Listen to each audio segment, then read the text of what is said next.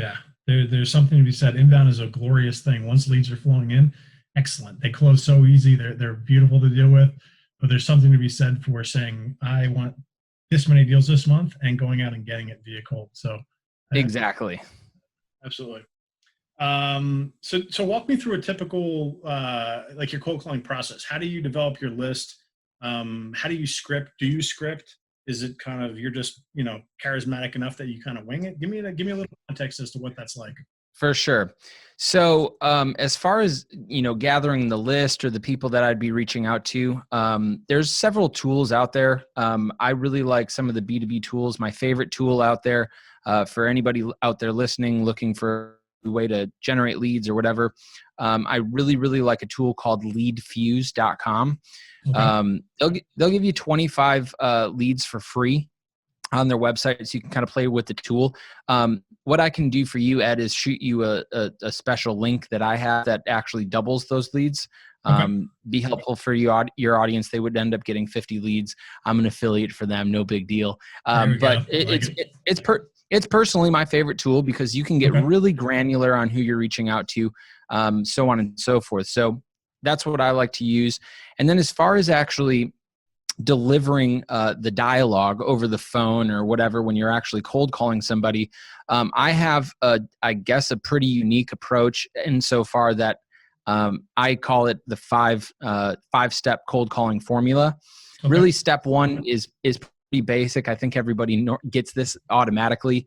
What's your name? What company are you calling from? And some type of reason for the call.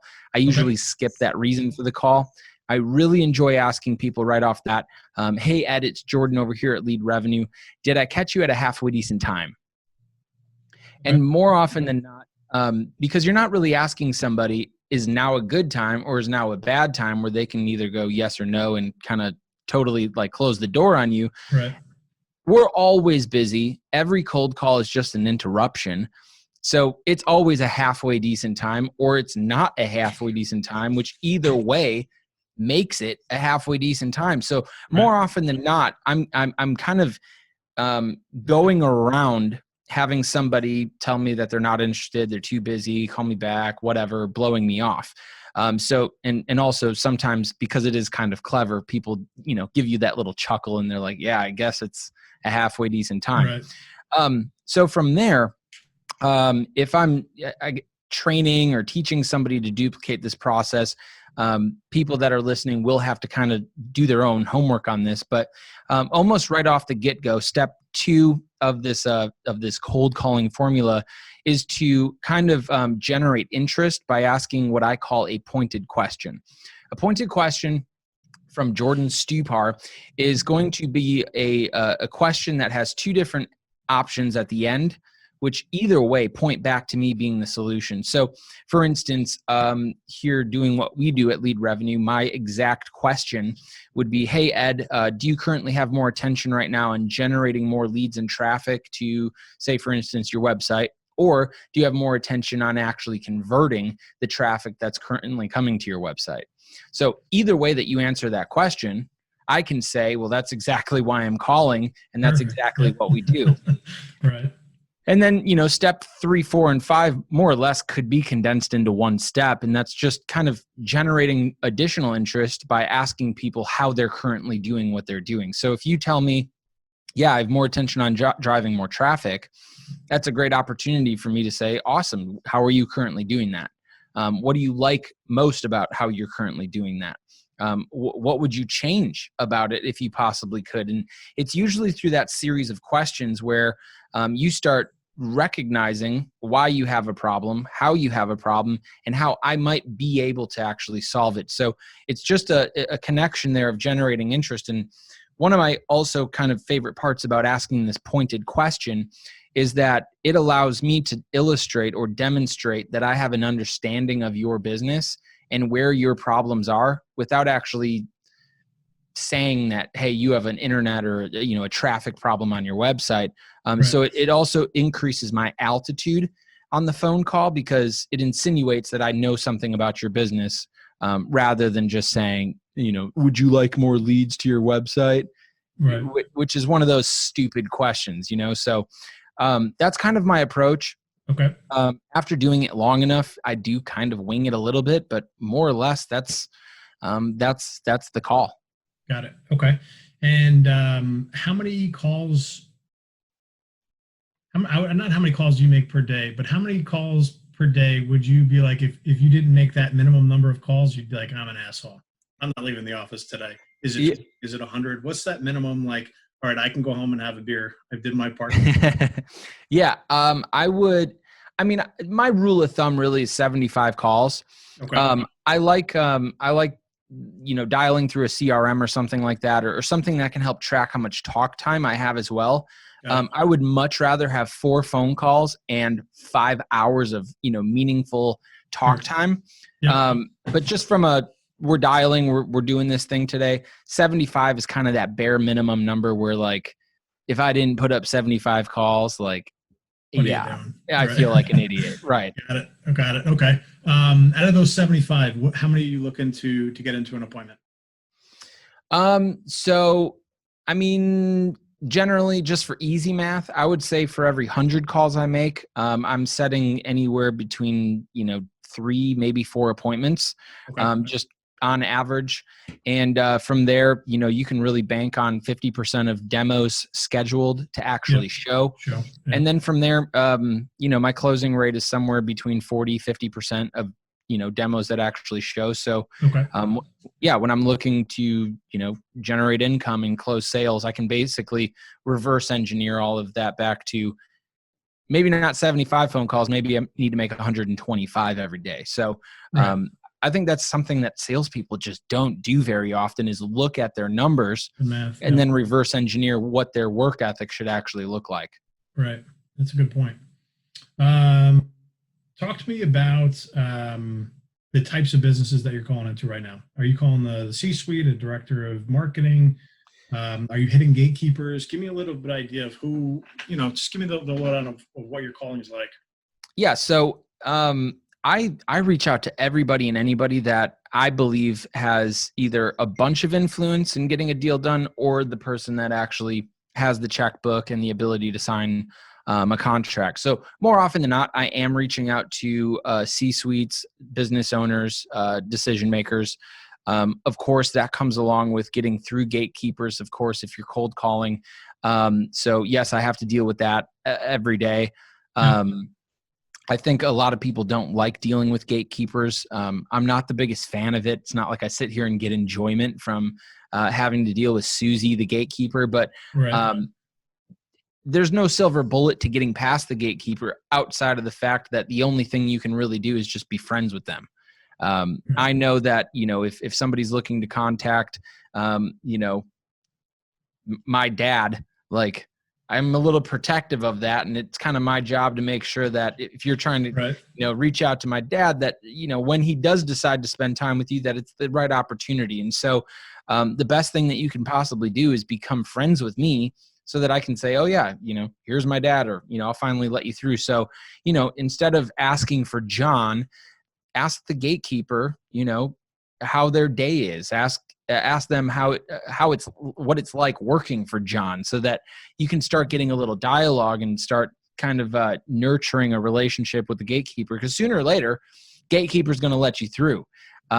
If you do that right. So I think Right. just being consistent and not having a bad attitude. So many people get pissed off that they're like, oh man, Susie keeps on picking up the phone. Well, that's her job. Don't be mad at her for getting a paycheck every week to do her job. Right. And just be nice. So yeah, I have to deal with all those same things too. Yes, it's frustrating. But it's what you got to do. Got it. What size companies are you guys calling into now?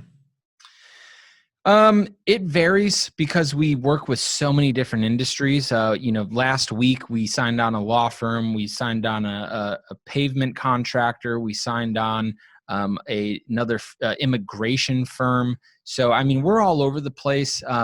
And I wouldn't honestly be able to give you an average size business, as many of their needs and some of the solutions that we provide Right. just vary in size and scope of work. Okay. So you're generalized. How do you pick a niche? Like, you're boiling the ocean. How do you determine who you should spend your time with when you're making those cold calls? Good question. So what I like to do is I like to segment what industry I'm actually looking for based on the type of people that I like to communicate with and the people that communicate best with me. Okay. I don't work well with very analytical number crunchers. I don't work very well with people that aren't good with changing the status quo or making updates or changing things. I Yep. work best with people that are very similar to me, obviously, where they make quicker decisions. They are happy to make changes as long as they see some type of benefit or solution. And so a lot of the people that I like to target, I know work in, for instance, with lead revenue. I love working with contractors because they're always looking for that next thing that they can use, that next tool. Right. I like working with law firms. They're very busy.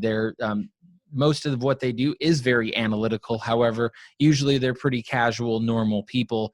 And so they like to get an edge as well. So I like finding businesses and people that aren't so antiquated, but more often than not, don't have the time or the resources to find the right tools that I provide. So I can show up and I can show them something that is on the newer side, but something that is also at the same time not brand new. Like, one of the products that we sell here is, Live Reply, which is basically a chat widget that goes on a website where our US based live human beings can interact with traffic. And so people are super familiar with bots. They're super familiar with those chat widgets or, Yep. whatever, but most of them are either really expensive or use employees to chat. So they're not always on. Bots are sometimes unreliable. They can't have dynamic, comprehensive conversations. So I'm not introducing something that's brand new. I'm just introducing them, a product that is similar to what they have, but much better. And those are the type of people I like reaching out to the most. Cool. So why don't we actually just go into lead revenue right now? Besides the live chat, what's the other suite of products or services that you guys are offering? Yeah. So just like Live Reply, we have another product called Live Agent, which is really the same exact thing, except it's more of our in-house call center where we can essentially take calls on behalf of the business. We Okay. can route calls, escalate customer service issues, register attendees for events. I mean, you name it, we can pretty much do that. Is that all inbound or is that outbound as well? That would all be inbound. Okay. Yep. And then from there, we also have a social media product where there's both an organic side for, people that maybe don't want to advertise, but they want to figure out their branding. They want to figure out their message. They want to optimize their Facebook page or whatever. And then we also do social media marketing for clients as well that have an advertising budget and are looking to target specific people. We have another product. One of my favorite ones is called Wow. It's website optimization, where we can either tweak your website, optimize your website, or we can completely rebuild it. We can redesign it using a specific proprietary kind of approach to increasing conversion. I love that. I love all of these things because they're all kind of synonymous with a business. I think a business these days here in 2020 absolutely needs to have an online presence. They absolutely need to be leaving a digital footprint. And they absolutely, more often than not, have no clue how to do it. And even if they did, they don't really have the time to do these things. So those are some of the products that we bring to the table that customers really love because we do it really well. Cool. Is your average customer a one crew roofing company or like a 20 crew roofing company? What size companies would best use your, let's say, like Live Agent or the live chat type products? Good question. So the people that are going to see the best results with products like Live Reply or Live Chat, whatever, those are going to be people that are already receiving quite a bit of traffic. Obviously, if you receive no traffic to your website and you have, people on your website ready to chat, Right. you're not going to get any leads. Yeah, I mean, I work with solopreneurs. I also work with larger companies just really based on what it is that they're looking to accomplish. Some people receive no traffic, and so they don't need products like Live Reply, but instead they increase their advertising budget and start generating traffic.